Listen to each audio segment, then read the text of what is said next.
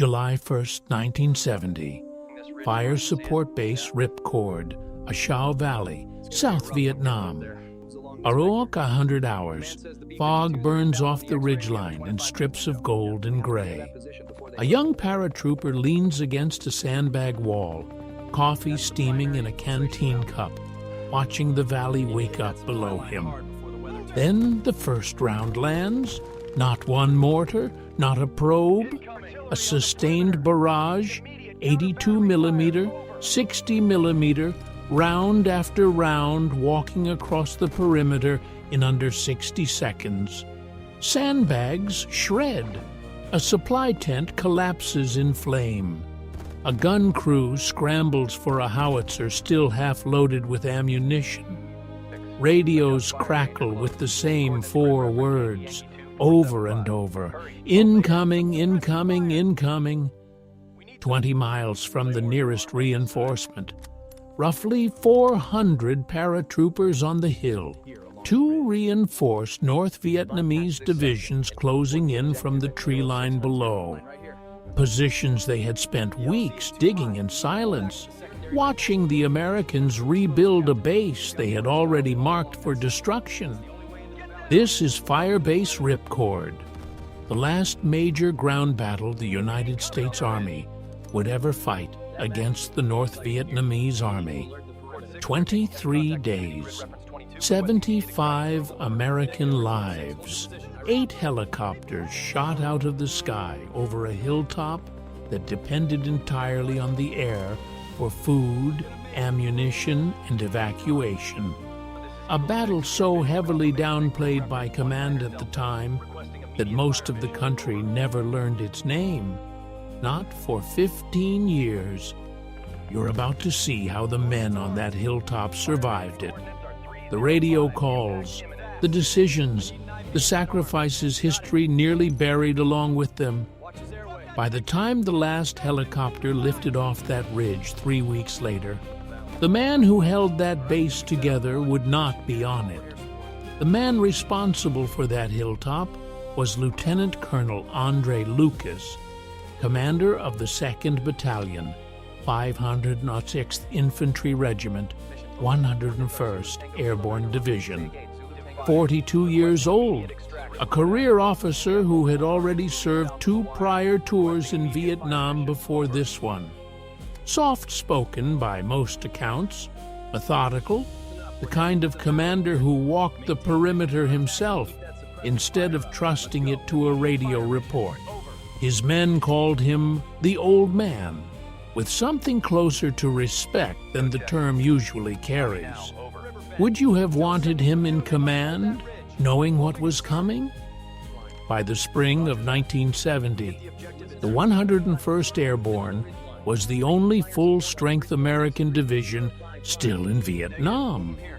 President Nixon had already begun quietly pulling troops home, and Washington wanted victories that looked like progress, not more headlines about casualties. So the division was ordered into Operation Texas Star, a plan to choke off North Vietnamese supply routes feeding into the Shau Valley, one of the most heavily contested corridors of the entire war. Fire Support Base Ripcord sat on a ridge overlooking that valley, abandoned since 1968 and reclaimed in March 1970 by the 3rd Brigade under Colonel Ben Harrison. Rebuilding it meant flying in everything by helicopter: artillery pieces, ammunition, water, wire, men, because there were no roads this deep in the mountains, only jungle and elevation. Engineers laid an estimated $50,000 in defensive wire around the perimeter. It would not be nearly enough. What the Americans on that hill did not know was that the North Vietnamese Army's 320 ORB Division had already found them. NVA reconnaissance teams had spent weeks in the surrounding jungle, mapping bunkers, counting helicopter landing zones, timing resupply runs. Captured documents later showed that more than 20 NVA sappers died just probing the wire during those reconnaissance missions. And still, command in Saigon did not grasp the scale of what was massing around Ripcord. 2 full regiments, reinforced with additional fire support companies, were converging on a base defended by roughly 400 men. This was not meant to be a symmetrical fight. The Americans held artillery, air support, and the advantage of high ground. The North Vietnamese held numbers, nearly 10 to 1 by the time the siege reached its peak, and the terrain itself, jungle so dense that spotting an entrenched enemy from the air was almost impossible. Lucas understood the math better than most. He had seen fire bases fall before. What he could not know, standing on that ridge in the last quiet days of June, was that this would be the battle that ended his life, and that history would very nearly forget it happened at all. The men flown in to hold Ripcord were mostly 19 and 20 years old, many on their first combat tour, expecting a routine rotation onto what looked, on paper, like just another fire base.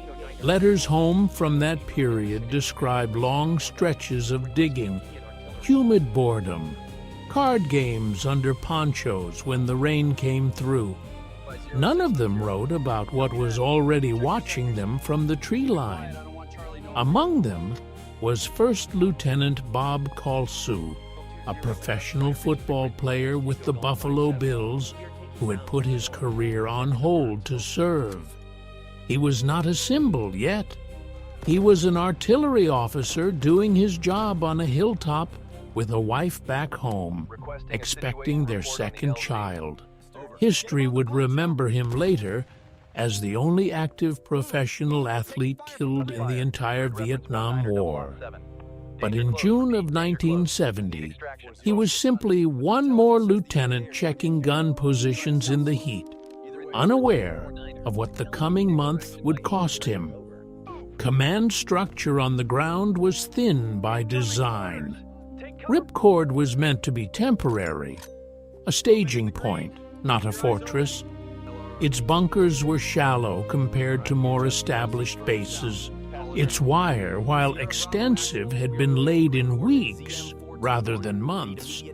The base sat across 4 separate hilltops rather than one consolidated position, which meant that if the North Vietnamese struck hard enough, they could isolate individual companies from each other before reinforcements ever arrived.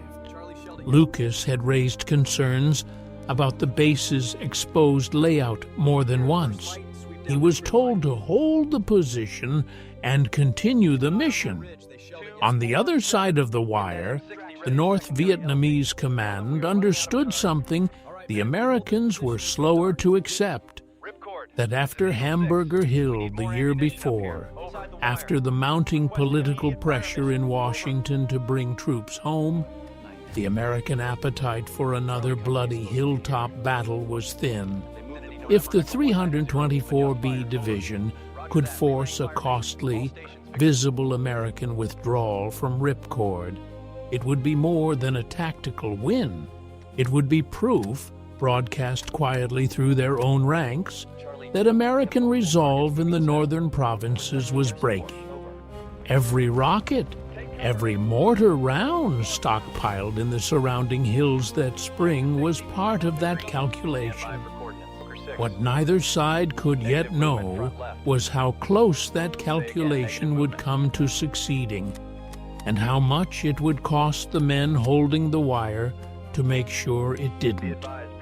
The first week of July did not open with the full weight of the siege. It opened with warnings the Americans were still learning to read. On July 2nd, Charlie Company moved to secure Hill 902, southwest of the main base, and immediately walked into contact. Small engagements, probing fire. the kind of resistance that could have meant a handful of stragglers, or could have meant something much larger, testing the perimeter for weaknesses. Lucas ordered increased patrols. The patrols kept finding fresh trail markings, abandoned rice caches, signs of a force far larger than division intelligence had estimated. By July 6th, contact had escalated into a sustained fight for Hill 1000, one of the 4 positions anchoring Ripcord's defense. American losses that week were far heavier than command in the rear was willing to acknowledge publicly. 8 killed and 1 soldier listed missing in a single engagement. Numbers that barely made it past division paperwork. On July 10th, at 11:25 in the morning, B Company took a mixed 60 and 82 millimeter mortar barrage, 38 rounds in a matter of minutes, killing 2 more men outright. The pattern was no longer ambiguous. This was not a handful of NVA testing the wire. This was a siege, and it was tightening. If you've made it this far, you already understand something most people never learn about this war, that some of its costliest battles were fought without headlines, without press coverage, almost without a record at all. This channel exists because those stories deserve to be told with the same weight as the ones everyone already knows. If that matters to you too, subscribing helps keep these men's names from disappearing a second time. Helicopter resupply, the base's only lifeline, grew more dangerous by the day. NVA anti-aircraft positions dug into the surrounding ridgelines had clear firing lanes onto every approach route into Ripcord. Pilots described flying through walls of tracer fire just to drop ammunition crates onto a landing zone the size of a tennis court. Medevac runs, the most vital flights of all, became the most exposed. Pilots holding a hover under fire long enough for wounded men to be dragged aboard, knowing every extra second increased the odds the aircraft itself would go down. Lucas began requesting reinforcement and heavier air support almost daily, cutting through the layers of division bureaucracy that separated a battalion commander on a hilltop from the assets that could actually save his men. Each request meant convincing someone in the rear that the numbers on the ground justified the risk. Those bureaucratic decisions, made far from any incoming fire, could not have been simple ones. What do you think went through the minds of the officers reading those requests, weighing a hilltop most of them had never seen against a war Washington was already trying to end? By the middle of July, the North Vietnamese had moved additional artillery and rocket batteries into position on the high ground overlooking Ripcord. Terrain the base itself could not observe or effectively counter-target. For the first time since the base had been rebuilt in March, senior officers on the ground began quietly raising the possibility that Ripcord might not be holdable much longer. Lucas did not share that assessment with his men. He kept walking the line every day, checking positions, checking on the wounded, giving no sign that he had already begun preparing contingencies for the worst version of what was coming. Inside the perimeter, the daily rhythm of the siege had settled into something grimly routine, and that routine was its own kind of danger. Men learned to sleep in 20-minute intervals between incoming rounds. Artillery crews fired counter-battery missions blind, aiming at muzzle flashes glimpsed for half a second in the tree line before the jungle swallowed the light again. Medics ran out of morphine twice that week and had to request emergency resupply alongside the ammunition. Every man on that hill understood, without needing to be told directly, that the base had shifted from an outpost they were building into a position they were now fighting simply to keep. Lucas made a decision that would define how the siege was remembered by the men who survived it. He refused to let the defense become passive. Rather than simply absorbing incoming fire and waiting for relief, he pushed patrols outward to disrupt North Vietnamese mortar and rocket positions before they could range in on the base itself. It was an aggressive posture for a battalion this undermanned, this cut off, and it cost lives. But it also bought Ripcord time it would not otherwise have had, time that mattered enormously for what was still to come. Was that the right call? Or was there simply no better option left to make? By July 17th, the volume of incoming fire had roughly tripled compared to the first week of the month. NVA gunners had zeroed in on the base's own artillery pits, turning what should have been Ripcord's greatest advantage, its guns, into one of its most exposed and contested positions. Every American position on that hill was now, in some sense, a target under direct observation. On July 18th, everything changed. Alpha Company, holding a forward position on Hill 1000, was struck by a coordinated North Vietnamese assault. Not another mortar barrage to be absorbed and outlasted, but a direct infantry attack meant to overrun the hill outright. Sappers breached sections of the wire under covering fire before dawn. Recoilless rifle crews opened up at point-blank range on bunkers that had no time to reposition. For the first time in the siege, American positions on Ripcord were no longer just under fire. They were in danger of being physically taken. Radio traffic from that morning, preserved in unit after-action reports, describes a company commander requesting immediate and maximum air support, reporting his perimeter compromised in multiple locations and casualties mounting faster than they could be evacuated. This was the language every infantry officer in Vietnam knew and dreaded. The declaration that a position was at genuine risk of being overrun. The kind of call that pulled every available fixed-wing and rotary aircraft in range off whatever else they were doing and sent them racing toward one set of coordinates. Within minutes, Cobra gunships were inbound, followed by fast movers carrying napalm and high-explosive ordnance called in danger close to positions where the line between friendly and enemy had nearly dissolved.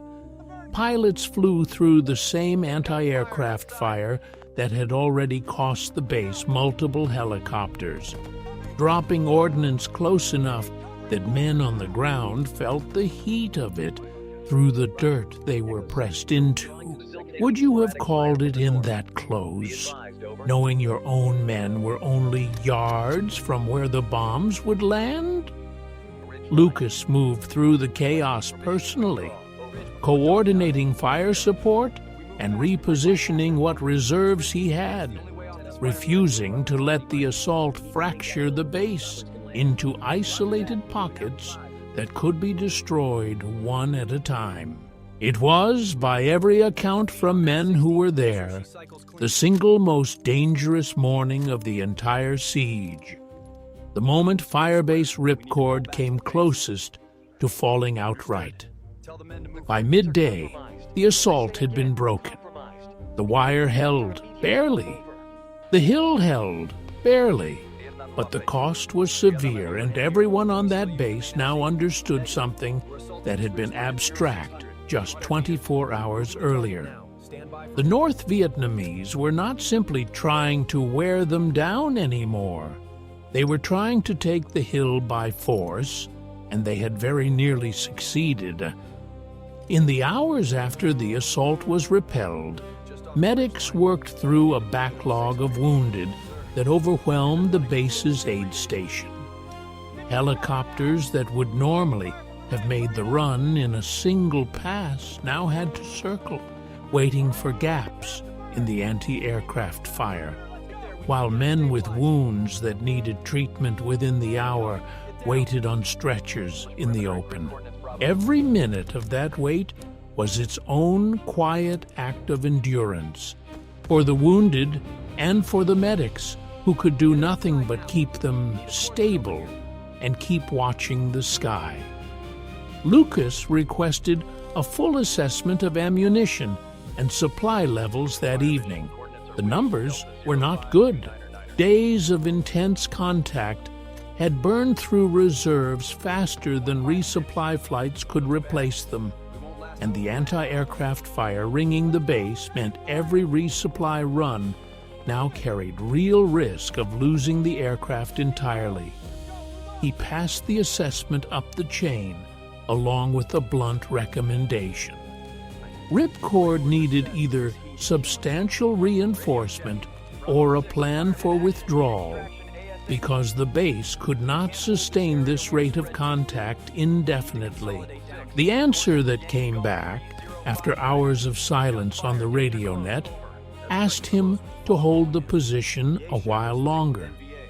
He gathered his company commanders that night, not to deliver false reassurance, but to lay out exactly what the numbers meant and exactly what he expected of them in the days ahead.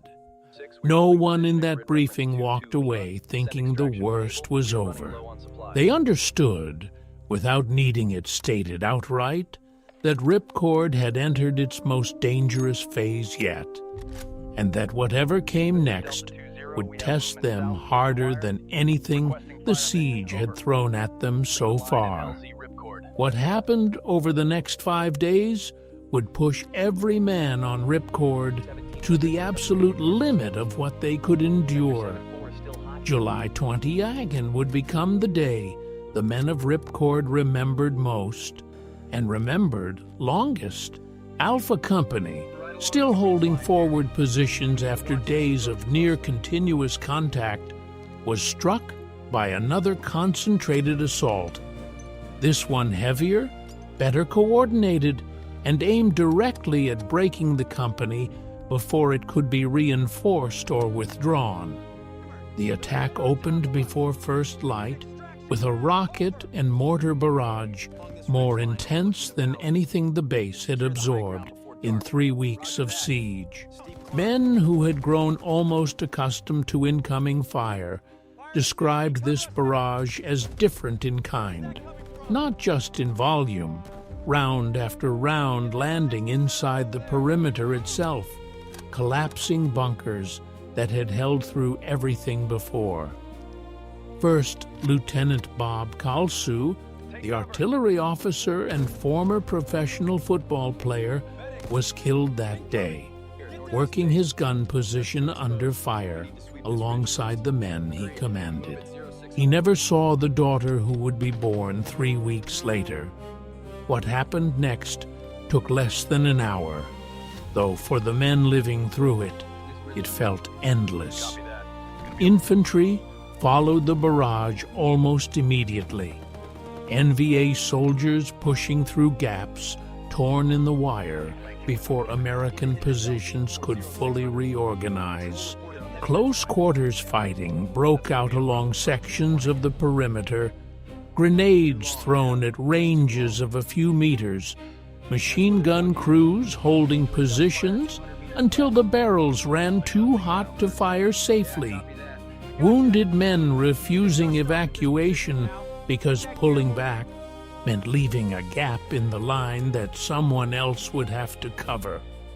Radio operators that morning transmitted reports of positions danger close to friendly lines, requesting fire support close enough that the margin for error nearly vanished.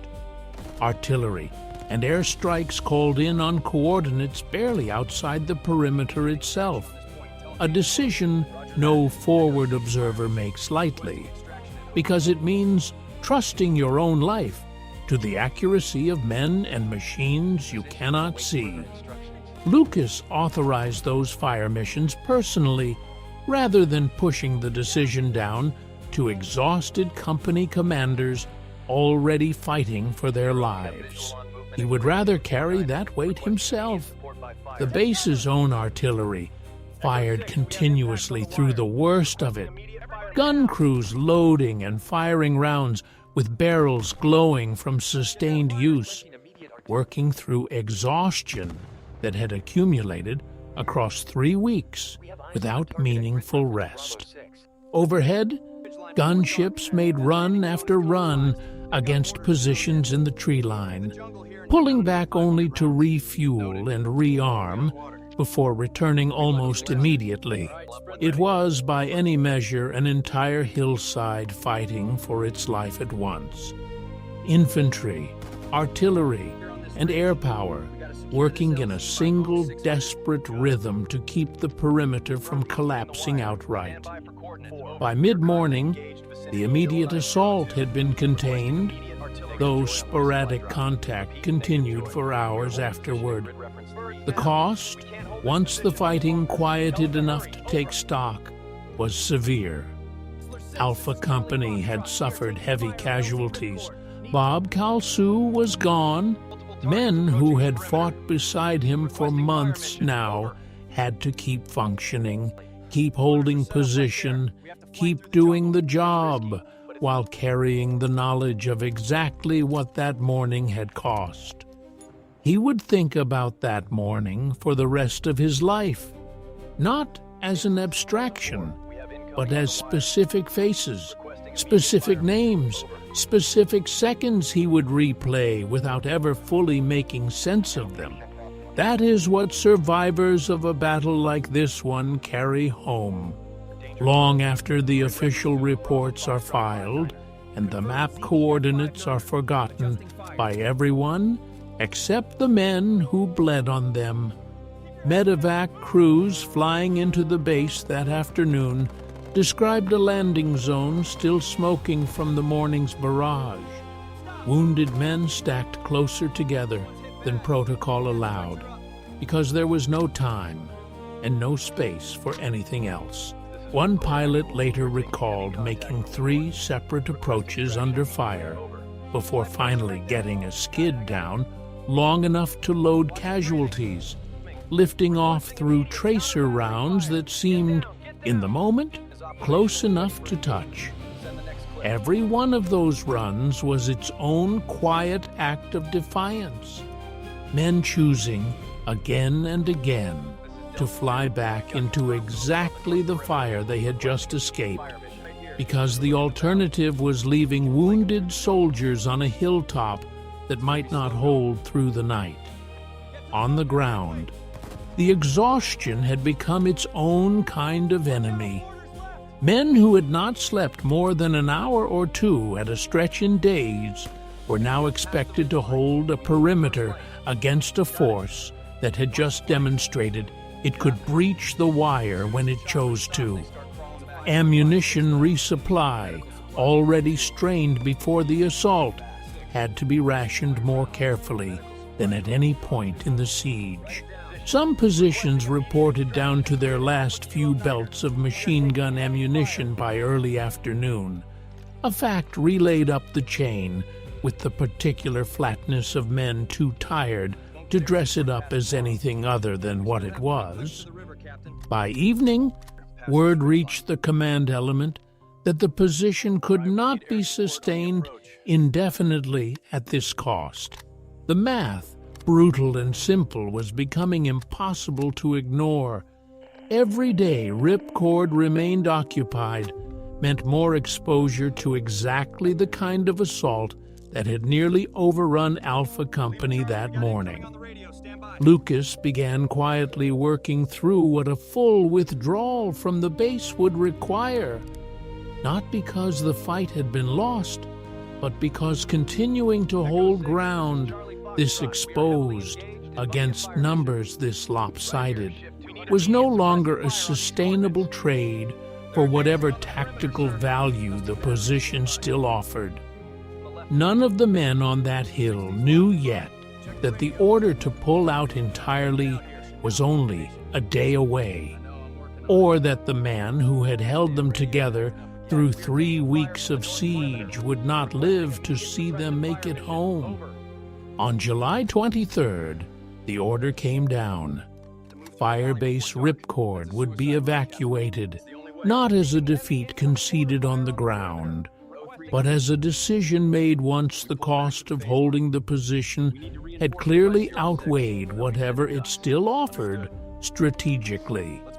For the men who had spent 3 weeks fighting for that hilltop, the order landed as both relief and something harder to name: the knowledge that everything they had bled to hold would be abandoned within hours.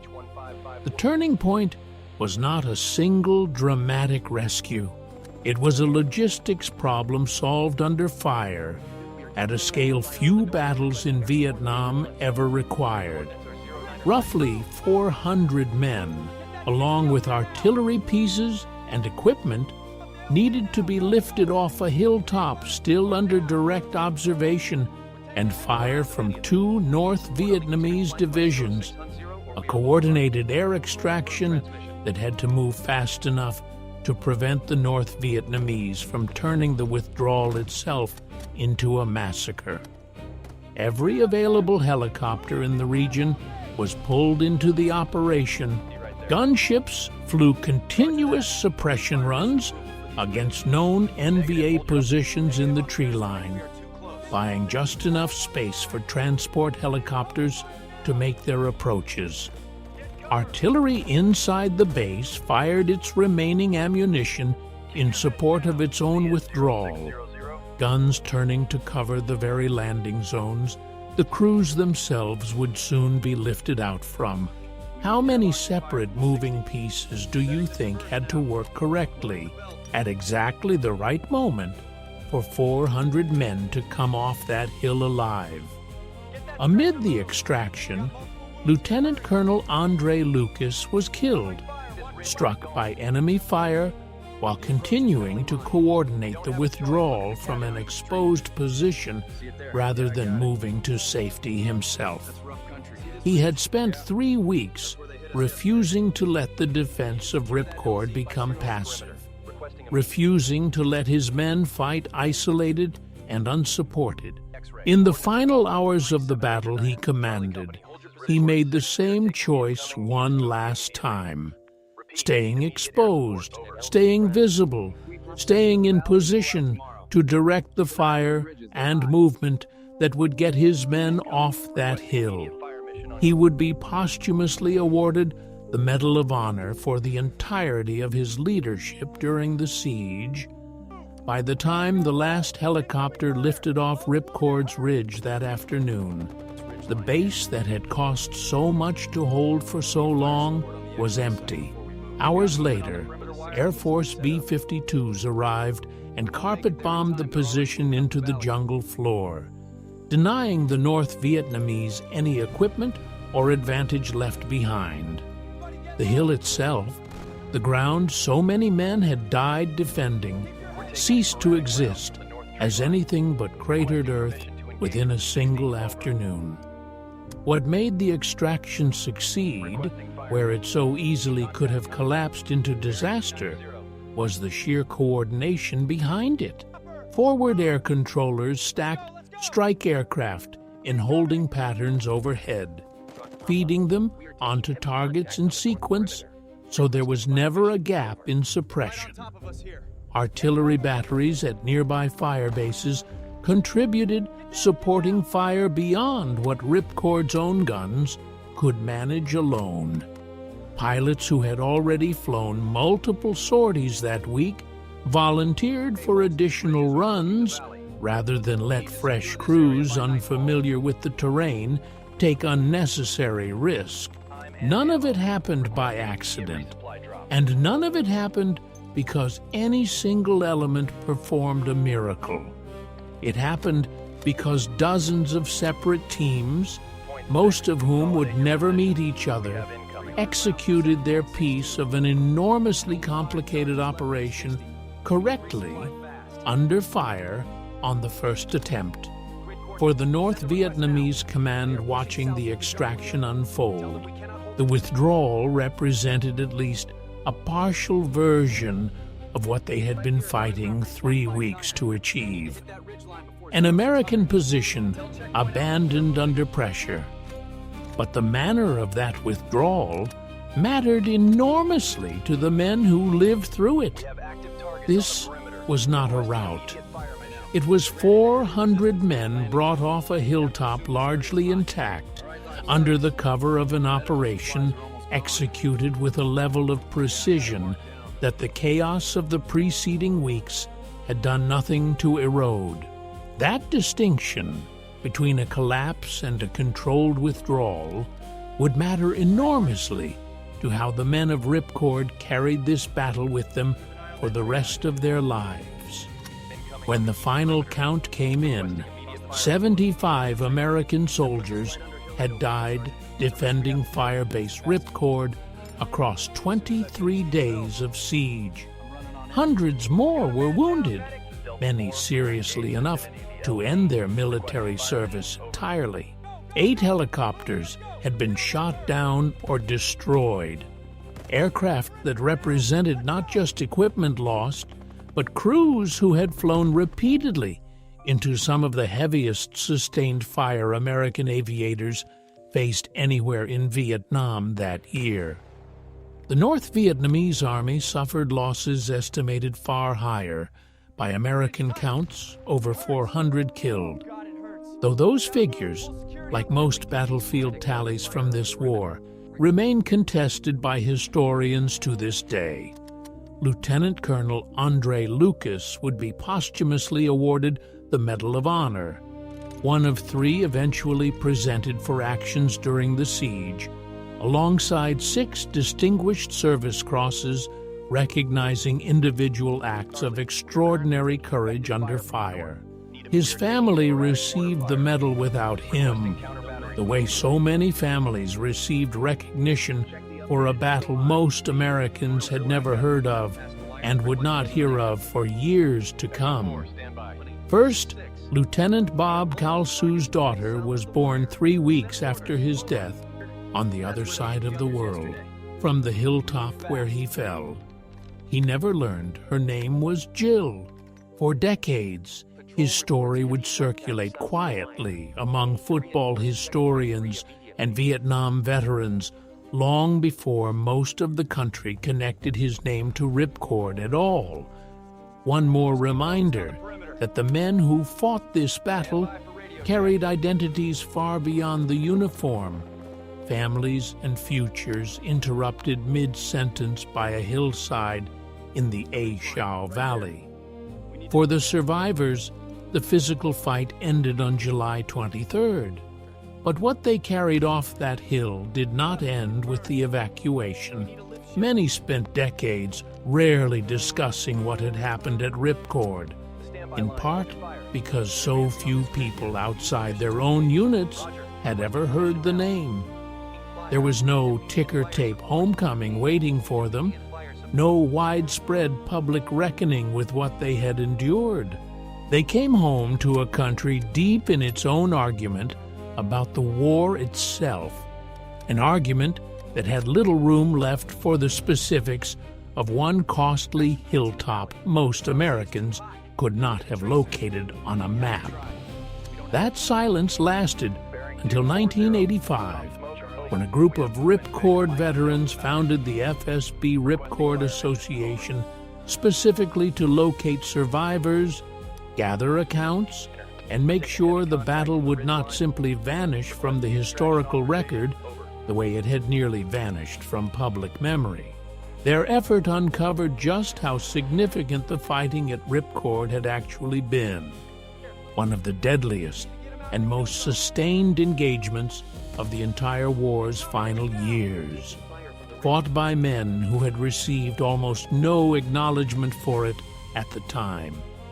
Military press officers at the time deliberately limited coverage of Ripcord, wary of another public controversy on the scale of Hamburger Hill the year before, when images of American casualties taking a heavily fortified hill only to abandon it days later had ignited outrage back home. The lesson command took from that controversy was not to avoid costly battles, but to avoid letting the public see them clearly. Ripcord paid the price of that lesson twice, once in blood on the hilltop itself, and again in the silence that followed it for 15 years. For the men who lived it, that silence carried its own weight. Veterans of the siege described returning to civilian life and finding almost no one who had heard of the battle they had survived. No shared cultural reference point, no framework for explaining what 3 weeks on that hill had actually involved. Some stopped trying to explain it at all. Others carried it forward quietly, in ways that surfaced only decades later, when reunions and oral history projects finally gave them a setting where the details didn't need translating for someone who simply couldn't picture it. What remained, once the smoke cleared and the years passed, was a simple, uncomfortable truth. The last major ground battle between American and North Vietnamese forces had very nearly ended in catastrophe, was saved by extraordinary coordination and individual courage, and was then allowed to fade from public awareness almost entirely. Not because it didn't matter, but because by the summer of 1970, the country fighting it had largely stopped paying attention. Ripcord was never about the hilltop itself. Once the position was abandoned and then erased by B-52 strikes within hours of the last helicopter lifting off, there was nothing left on that ridge worth the name. No strategic ground held, no territory gained. What Ripcord was actually about, the thing that outlasted the terrain entirely, was the men who fought for 23 days to keep each other alive on it. Andre Lucas did not die trying to hold ground for its own sake. He died coordinating the extraction of the men he had commanded through 3 weeks of siege, staying exposed in the final hours so that 400 soldiers could get off that hilltop largely intact. Bob Kalsu did not die defending a strategic objective that history would remember by name. He died at his gun position, doing the job he had volunteered for, on a hill most Americans still cannot locate on a map. What both of them left behind was not measured in territory. It was measured in the men who made it home because of decisions made under fire that neither officer had to make personally. Decisions that cost them everything, so that someone else's family would get a phone call that started with, "He's coming home," instead of the other kind. The survivors of Ripcord carried that hillside with them for the rest of their lives, in ways that had nothing to do with maps or after-action reports. Some carried it in silence for decades. Some carried it in reunions that didn't start until 1985, when strangers who had once been teenagers on the same burning ridge finally found each other again and discovered they didn't have to explain what it had felt like. The other person already knew. Some are still carrying it now, in houses and families, who may never fully understand what that hilltop cost the man they love. There is a particular kind of loneliness in surviving a battle almost no one else has heard of. Other veterans of the war at least had a name to offer people: Khe San, Hue, the Ia Drang, words that carried some weight even for civilians who knew almost nothing about Vietnam. Ripcord offered no such shorthand. For 15 years, the men who survived it had to either explain the entire battle from scratch to anyone who asked, or simply stop mentioning it at all. Most chose silence, not because the memory had faded, but because the effort of making someone else understand felt some days like more than they could manage. What changed that, eventually, was each other. The founding of the Ripcord Association in 1985 was not a historical project undertaken by outsiders. It was survivors reaching back for survivors, piecing together a shared record because no one else was going to do it for them. Newsletters, reunions, slowly assembled oral histories. A community built, more than a decade after the fact, out of the same instinct that had gotten them off that hilltop in the first place. Nobody gets left behind, not even in memory. That is the part of this story the maps and the casualty figures cannot capture, not the 23 days, but everything that came after them quietly. For the men who lived, what you just watched happened. The names are real. The weight isn't fiction. A lot of men came home from hills like that one carrying things that never made it into the after-action report. The silence that followed a reunion that came 15 years too late. The names of friends they still say out loud sometimes, alone when no one's listening. The particular ache of surviving something almost nobody else understood. That weight is real. It lives in real houses, in real families, in men who are still carrying pieces of that hillside decades later. If any part of that sounds familiar, if you're living it or watching someone you love live it, the description of this video has resources, real ones. You don't have to carry it alone.